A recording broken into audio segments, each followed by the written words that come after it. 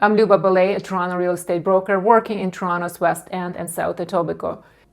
My main goal here is to give you a clear way to decide whether buying in 2026 genuinely fits your life and your numbers.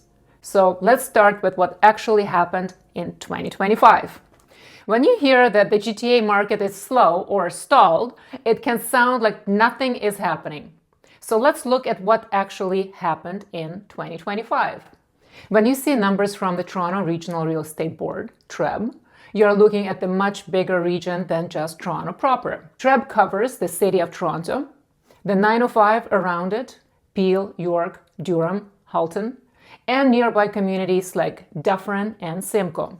For 2025, TREB reported roughly about 62,000 home sales through its MLS system, around 11% fewer than in 2024. Nearly 187,000 new listings, roughly 10% more than the year before, an annual average selling price of about $1,068,000, and that's about 4.7% lower than in 2024. That's what a slow year looks like. More than 62,000 properties still changed hands. Every one of those sales had a buyer and a seller. That's over 124,000 households deciding to move in the so-called stalled market. At the same time, it has been a hard landscape for first-time buyers for years. Prices are high, qualifying is strict, a lot of people feel locked out.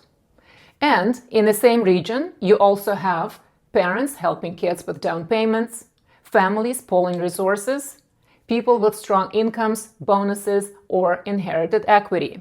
So you end up with two realities at once. For some people, buying feels out of reach. Meanwhile, properties are still being bought and sold every single day.